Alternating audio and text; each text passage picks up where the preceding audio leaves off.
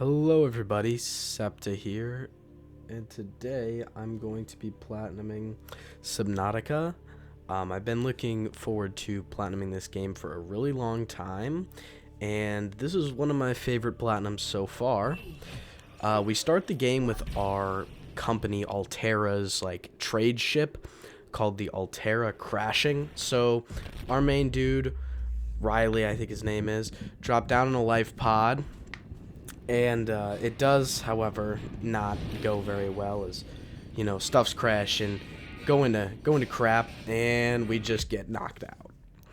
Which kind of, sequences into this freaking epic scene. But, things aren't going good. Essentially, the Altera is a huge ship. And we crash on this planet, which I'll tell you more about it later, on this alien planet. And after extinguishing our life pod, we get to see the planet for the first time. And as far as the eye can see, it's nothing but water. And of course, the Aurora, which is our ship, as I mentioned. Now, after being mesmerized at the landscape of the game, I took a dive into the water, where I got my trophy Getting Your Feet Wet for diving for the very first time.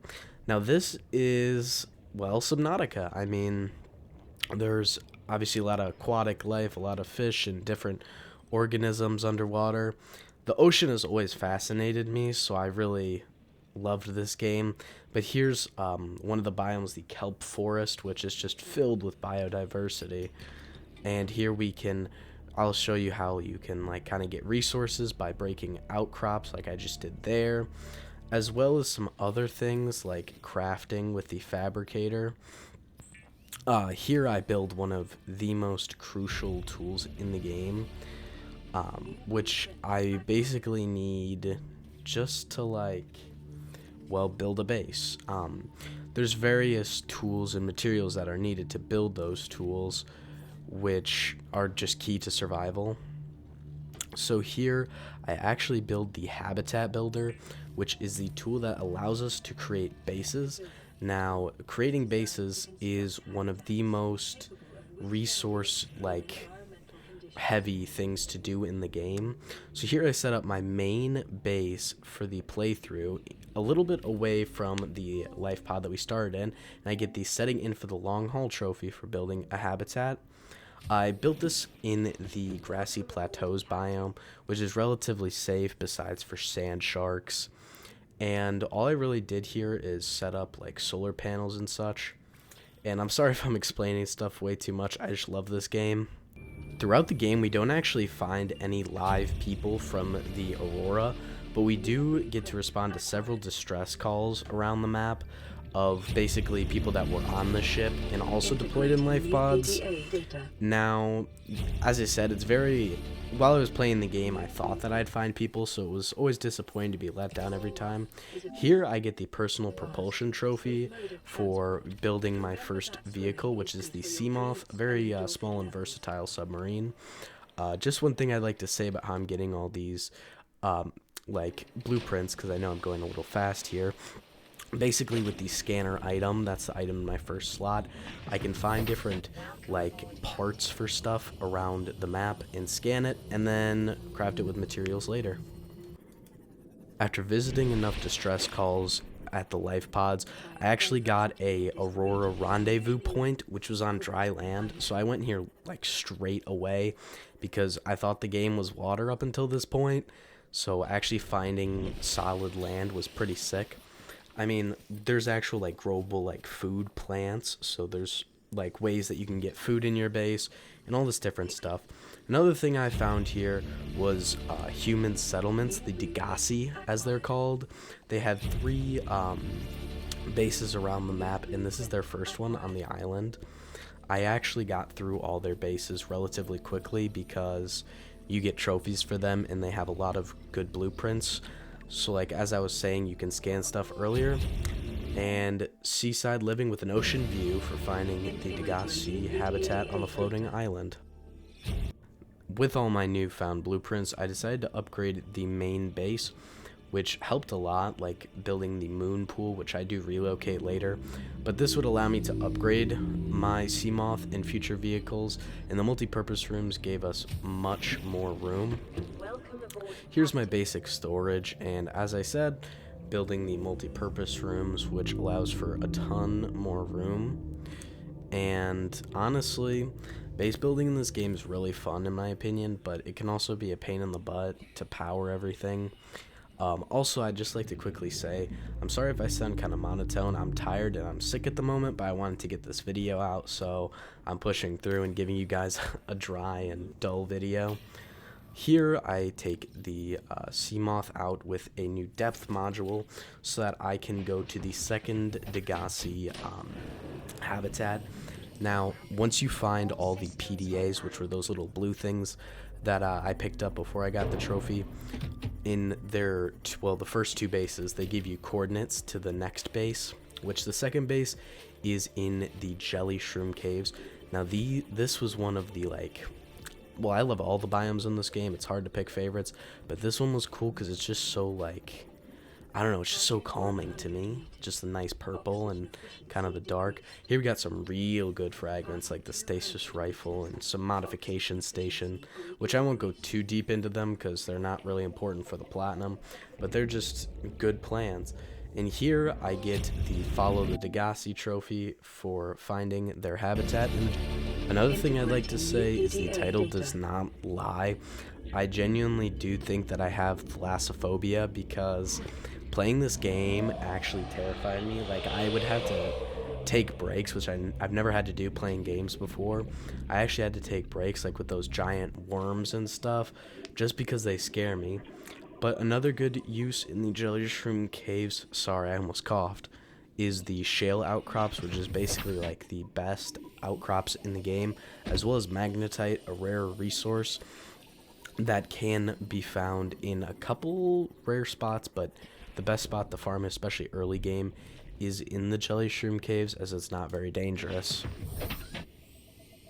A great addition to my base is the scanner room, which I could upgrade after getting the magnetite.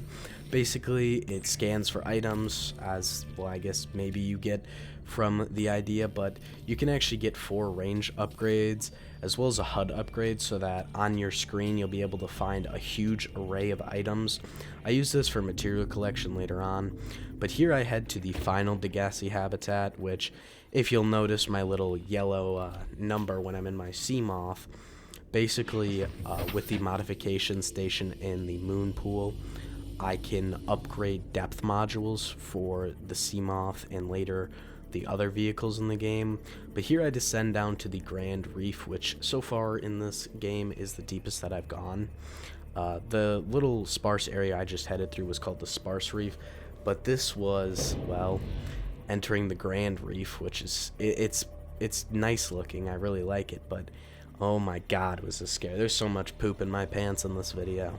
By the end, it was running down my leg, but there's just, oh my gosh, there's so much creepy stuff in here, like the crab squids. They will EMP your vehicles, which shuts off the oxygen and stuff. And the warpers, which, oh my god, they're the worst. They warp you out of your thing. But here's a very important plan, the alien containment, which is only really important for a trophy later on. We find a ton of good plans and items in here, 2 of which, including the alien containment chamber, set up for a later trophy that I'll get in like a minute or so. But here, as I struggle to make it through, these were so stressful because you have limited air. But after grabbing this PDA, I get the Sea Monsters trophy for following them to the deep Grand Reef. Now back at base, it's time to actually get that trophy I was talking about. So first thing I did was build the alien containment chamber. You can actually put a lot of stuff in here, such as various alien eggs that you find around the ocean in general. We do actually need to hatch an alien egg, which is just a terrible idea, but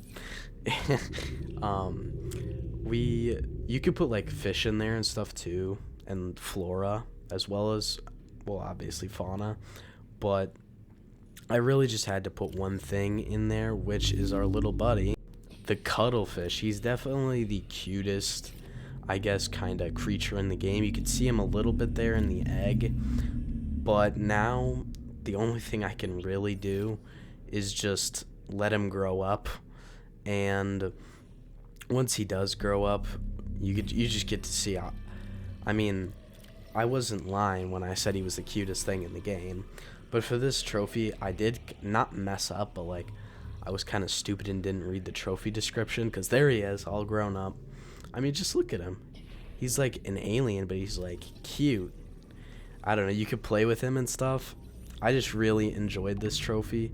But actually, you can find the cuttlefish egg inside of the Degassi habitat. And if you don't find it there, you have to go to the most dangerous area of the game, which is funny to me. But here, we take him outside, where we get the man's best friend trophy for hatching and releasing a cuttlefish. And I know it's dark, but just watch me play with him. Look, he can give you a high five. You can give him a treat. It's hard to see, but I just hit a treat and then gave it to him. And lastly, you can give him belly scratches, which is just look at that guy. Now, from cute stuff to terrifying stuff, I headed towards the Aurora ship because the PDA lady told me that I needed to repair the reactor before it destroyed the planet or something.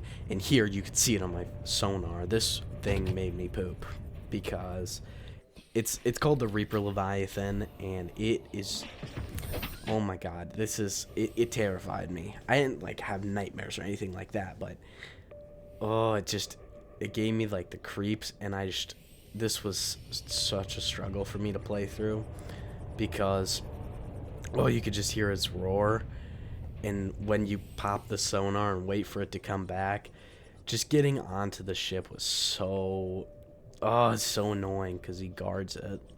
Now, after this encounter, once I figured out what it was, I looked up a map, and there's like 30-40 of these dudes around the map. I actually get into a decently close encounter because I was trying to board the ship, and you can see him. He's so creepy. Even watching this footage back like a third time, I hate it so much. I hate the ocean. Seriously, this is the only game that's ever actually like made me scared. But I still had my mission to repair the Aurora's reactor, which consisted of a lot of firefighting, where I pretty much just grabbed a fire extinguisher and, as you could see here, extinguished a bunch of flames. I had to watch a video to actually get through because there's a bunch of corners and stuff. Now, the audio for a bit is delayed, which I hate. You guys should know by now I hate when it happens. But somehow my recent videos that aren't released, like freshly recorded, don't have this problem, thankfully. But we get a lot of plans here, one which I'll mention later on. We also get fragments for the prawn suit, which is like a mech suit, and other stuff. Now here I'm actually in the reactor, and there's these blood leeches that, well, they leech your blood, and basically I just have to repair the reactor with the repair tool. Not difficult at all, honestly kind of satisfying. But here, after repairing the final hull, I get the trophy for doing it, which is called the Extinction Event Avoided for repairing the Aurora reactor. Once again, I apologize for the audio being delayed, but this video was recorded months ago. Here, I actually answered my radio for the first time in a long time, because don't ask me why, I just did not answer my radio while I grinded through, because it's only been like 12 minutes for you guys, but this was like 10 hours of gameplay up to this point. But basically, a trading ship known as Sunbeam was actually going to come and rescue us, as they got the distress call sent by the Aurora. So we headed to a second island. Yes, there's two, and yes, I was excited to explore this one. With a countdown, as you can see, I hurried over to the island. This one also had a lot of good resources. Well, I guess the other one didn't have much good resources, just good plants, but this one had a lot of lithium as well as shale outcrops. Here we find a piece of alien technology known as a purple tablet, which lets us go inside alien like stuff, which is actually what that green facility is. Here I use the purple tablet to enter, and the alien stuff, known as the precursors, is really cool lore.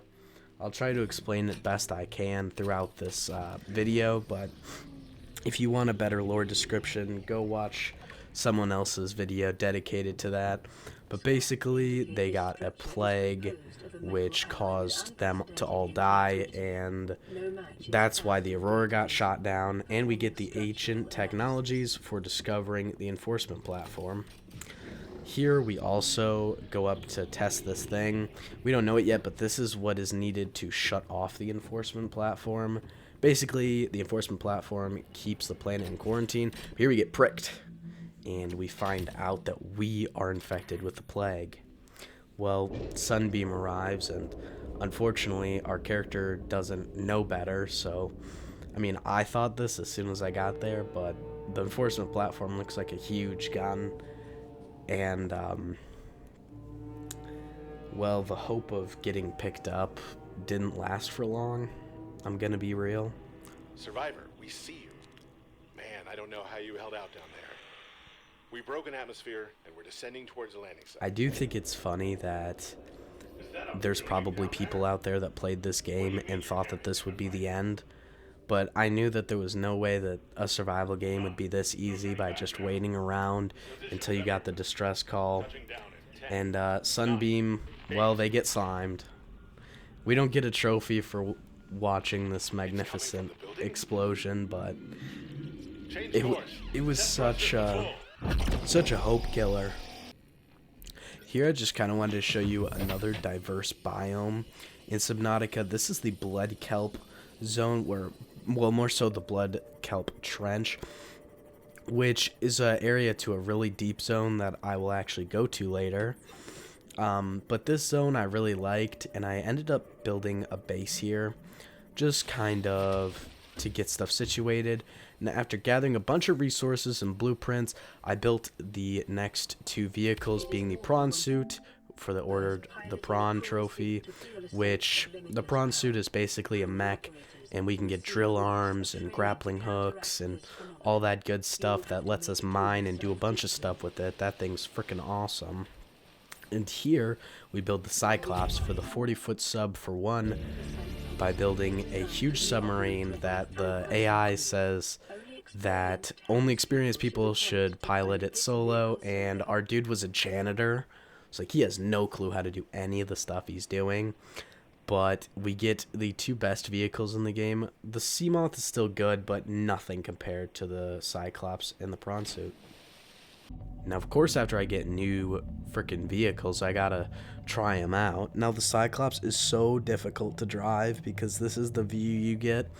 But on the plus side, the Cyclops is like a mobile base. So actually, one of the next steps that I have to take is to go really deep into the Lost River to try and cure the plague. Now, here's just to kind of look at my setup on the Cyclops.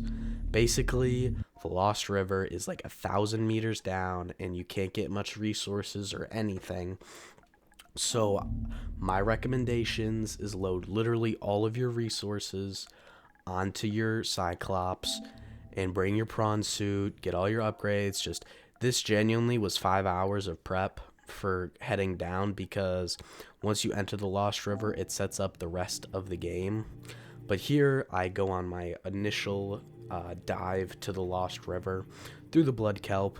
I take this in my Seamoth, as I can go to 900 meters.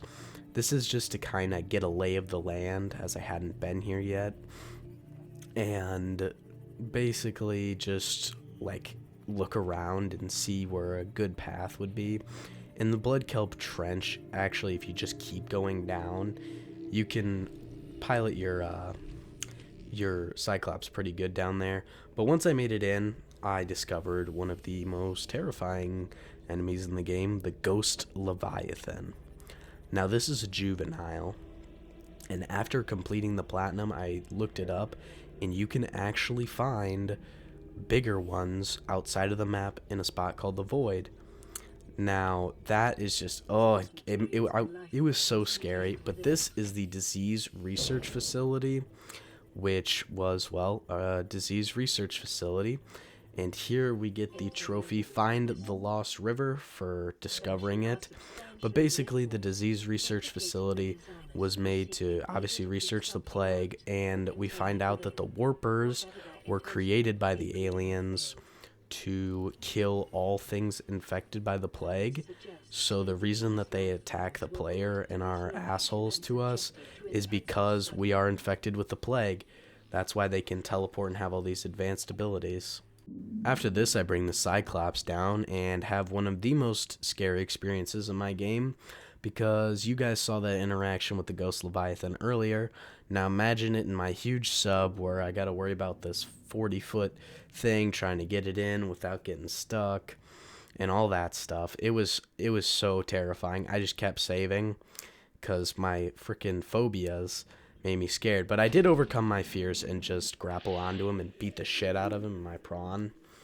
And I didn't kill him, but I did this for literally 30 minutes to try and see if I could kill it. Because if I could kill it, you know, I could overcome my fears. But here's my first base in the Lost River. I decided to use biopower, I don't even know power, but I ended up moving it as the biopower isn't very useful.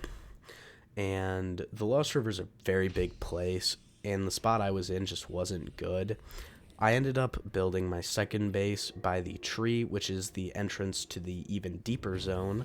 There's only really 2 entrances to this, so I decided to do the safe one, as the blue area is kind of just vibey in my opinion. But I decided to build a nuclear reactor, which is what's powering my base back in the grassy plateaus at this point, because it literally, you make 1 nuclear rod, which the resources to build them are in the Lost River, and it powers your thing so good. Like, it goes so fast, and there's such a high energy capacity for recharging all the power cells for the Cyclops. It's really just beneficial.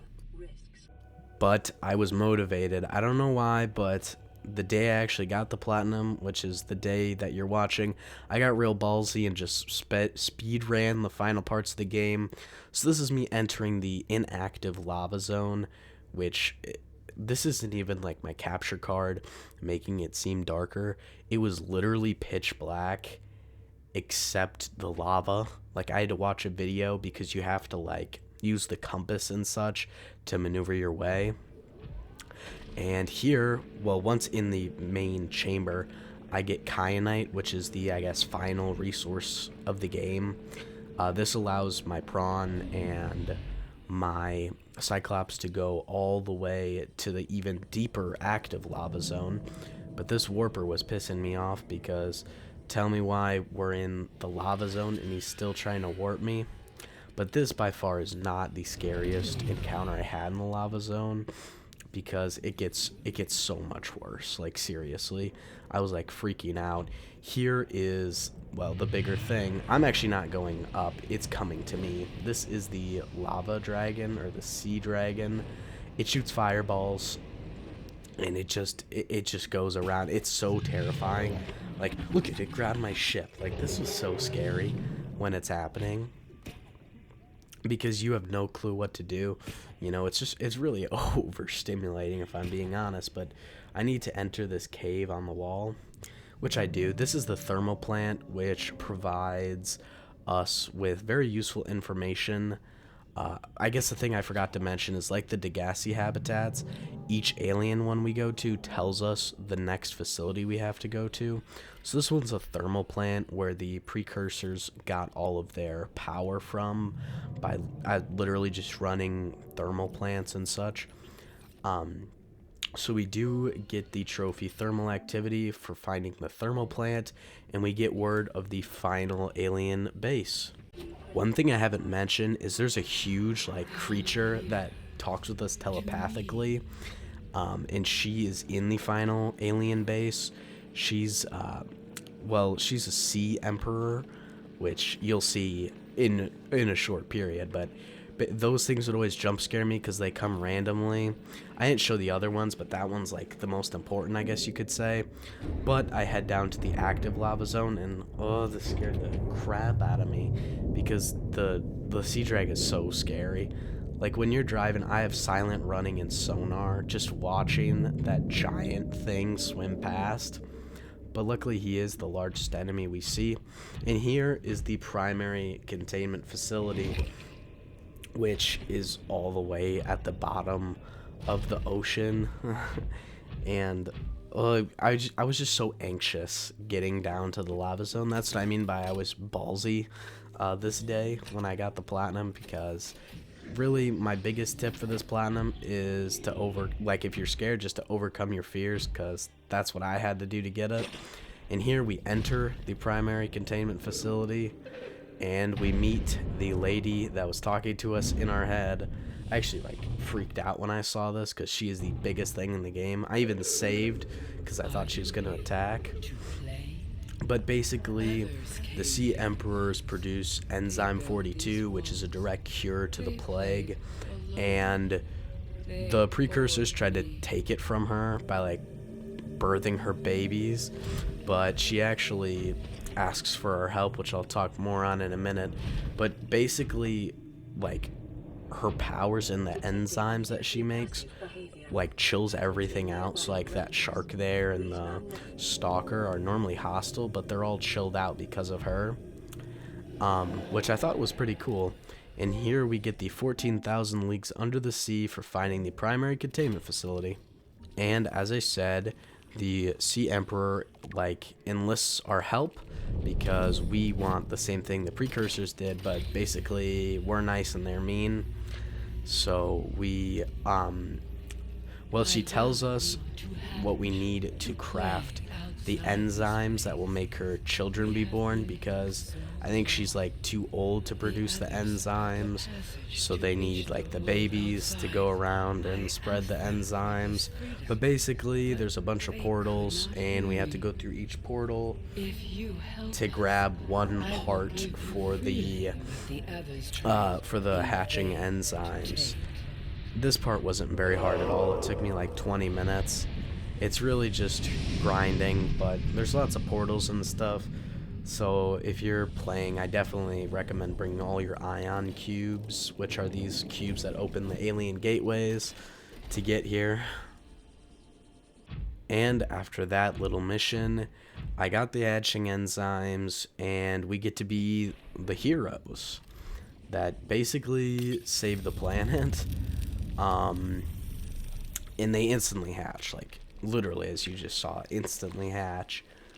And honestly, these are also pretty cute, but it's funny because they're literally just born and they're larger than the player. So they're 8 to 10 feet, maybe 12 feet long at birth. The Sea Emperor is just huge. But unfortunately, the mother Sea Emperor, our Jit, she does die because her whole life purpose was to have those children, because she was locked down there for so long. But as we enter through that portal, we're back up by the gun, and we get concentrated enzyme 42, which, it scares our dude at first, as you'll see, but this is actually the purest thing, as basically just the Sea Emperor children create this enzyme, and it just cures the infection. I guess there's not much else to say about it. But there we get the optimal health trophy for curing the infection, and after completing quick self-scan, we find that we are cured from the infection. I didn't show it, but our dude actually gets green cysts all over him, which is one of the symptoms of the infection. But we come back to shut off the enforcement platform, which Riley learns this time. He dodges, but he has to. But basically, with the enforcement platform being shut down, we are able to leave the planet, because no more ships will have the same fate as Sunbeam and Altera, as they won't be shot down. After bringing all my stuff back up to the base, it was time to build the final vehicle of the game. You might have seen it when I was crafting the other things, but it is the Neptune rocket. So the first thing we build is just the launch platform, and I'm not going to go too much into detail about getting all the resources, as it's just not interesting, it's just grabbing materials and such. But this took an hour-ish. But we build the platform, and then we build like the stand. And honestly, I don't know why they made it take so long. I guess just dramatic effect. But coming up here, I do actually have live commentary that I didn't even remember recording, because this platinum was achieved in August and it's January, so it's getting real late. My voice is going out. But yes, here we build everything. Here's the cockpit, and this is editing SEPTA, I guess. So make sure to subscribe, because at 1,000 subscribers, I will be platinuming Red Dead 2. But thank you all for watching, and I'll let my past self explain the rest of the video. Alright, the rocket is built, and obviously I named it the best thing you could ever imagine, which is sub to SEPTA. It's also the best advice you've ever gotten. And now I guess we board our rocket, which I'm very excited to do. Wow, very dramatic. Look at all the beacons I have in the Lost River. It's crazy.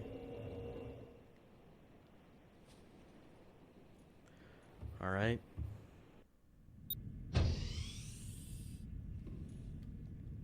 Oh, I meant to shut the door.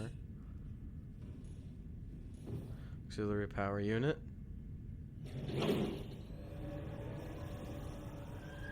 Auxiliary power unit online. Communications array. Communications systems array active. Okay. Hydraulics. Pressurizing hydraulics.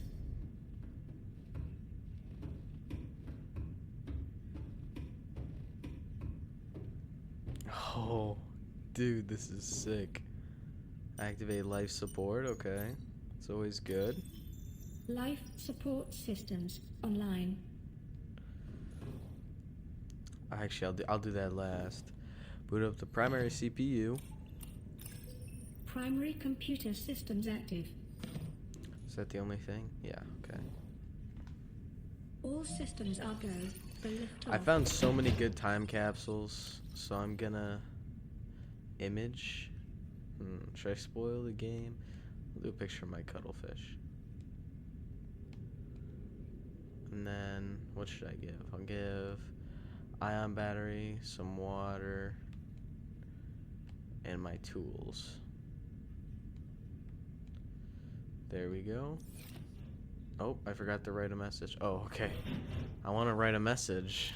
Hold on. Good luck. Hold on, I'll just show you guys the finished message. Right, and here is the time capsule. Time capsule ready. Okay. I think we're good. Leave only time capsules. Create and deploy a time capsule. Oh, go among the stars to launch the Neptune rocket. And the platinum trophy. Took so long. Actually, not really. It was supposed to take 40 hours, and I did it in under 20. But let's enjoy the end of this game together. Launch in 10, 9, 8, 7, 6, 5. Move, birds. 2, 1. Oh, yes. Time capsule jettison. No. We almost got hit in the head again. Orbital debris field clear. Performing gravity turn maneuver.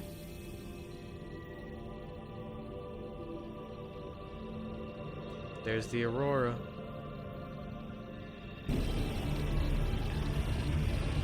This is so cool.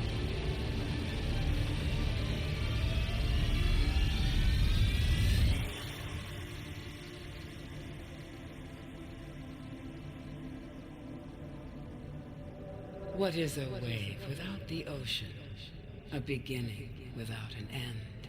They are different, but they go together. Now you go among the stars, and I fall among the sand. We are different, but we go together. Damn. Too bad I owe billions of dollars of debt.